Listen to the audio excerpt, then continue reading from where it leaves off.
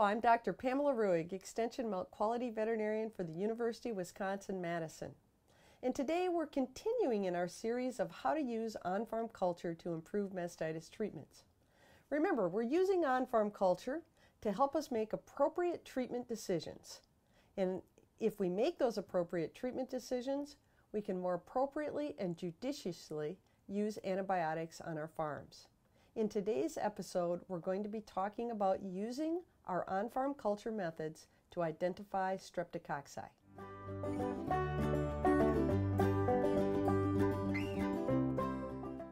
Streptococci are a common form of mastitis. They're a type of bacteria that are frequently associated with the occurrence of high somatic cell count in cows, and in some cases, they're frequently associated with the occurrence of clinical mastitis. Streptococci can be divided into really three groups. One group is the traditional form of mastitis called Streptococcus agalactia. This was formerly and for decades the most common cause of mastitis. Now it's virtually eradicated in North America and other developed dairy regions, but we still have to be able to identify it if it would reoccur on some farms. The second group of Streptococci we would call the environmental Streptococci. Those would include commonly bacteria such as Strep uberis and Strep disgalactia. And these types of strep originate in the environment and they're often associated with clinical mastitis. And then finally, we've got a group of organisms we call strep-like organisms. These are bacteria such as Aerococcus, Lactococcus, and other bacteria that we're going to identify as Streptococci using our agars, but they're actually a little bit different.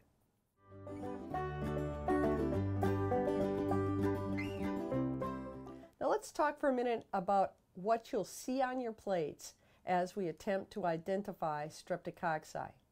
Now Streptococci, just like Staphylococci, are gram-positive organisms. So they grow on the medias that grow gram-positive organisms. On those medias, Streptococci are usually small, they're usually white, occasionally yellow, and you cannot distinguish a Staphylococci from a Streptococci just by looking at the appearance of it on the plate. That's important to remember. Now when we're using biplates, Streptococci will grow on either blood agar or on the factor media. And if you're using a biplate, you'd simply diagnose that Streptococci as a gram-positive organism, and for Streptococci, we'd normally recommend treatment.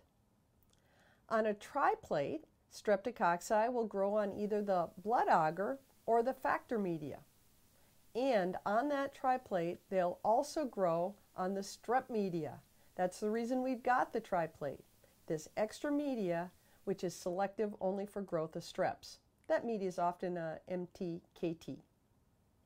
If growth is observed on factor media and on other medias, it may be a strep, but you will never see a growth of Streptococci on the McConkey's media.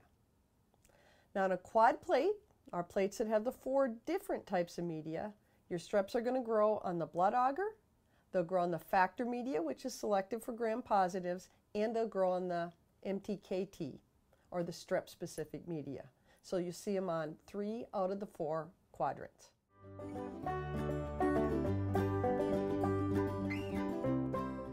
So one important reason we include that strep-specific media on our tri or our quad plates is we want to be able to differentiate Streptococcus agalactia from our other environmental streps. And to do that, we've got to go back and take a look at those colonies and see if we've got hemolysis.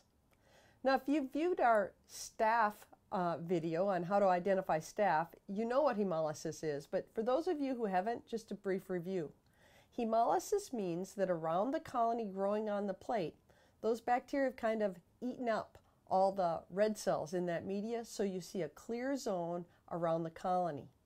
If you've got strep ag, what you'll see is around that colony on the strep-specific media, the MTKT media, you'll see a clearing zone. Now, if you suspect strep ag, if you see a clear zone around these colonies on that MTKT media, I would recommend that you submit a milk sample to a specialized milk quality lab for confirmatory testing. It's important you get this diagnosis right, and this is one of these instances where you want to submit a sample to a real diagnostic lab. If you confirm strep ag, you're going to want to develop a strep ag eradication program with your veterinarian.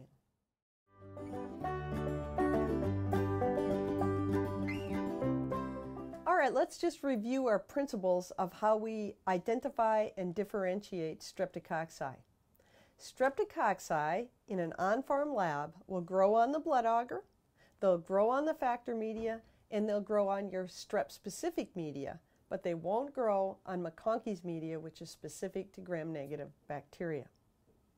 Remember, in those rare instances where you suspect Streptococcus agalactiae, it's very important to differentiate that strep ag from other streps. So submit a milk sample from those animals to a real qualified milk diagnostic laboratory. It's also important to remember that some of these strep-like organisms, such as Aerococcus and Enterococcus and Lactococcus, can't be differentiated from Strep uberis and Strep disgalactia in your on-farm culture lab. So if you've got non-responsive streps that you're recovering in your on-farm lab, you may want to submit them to a real diagnostic lab to reach a real accurate diagnosis. Now, most Streptococci will require treatment.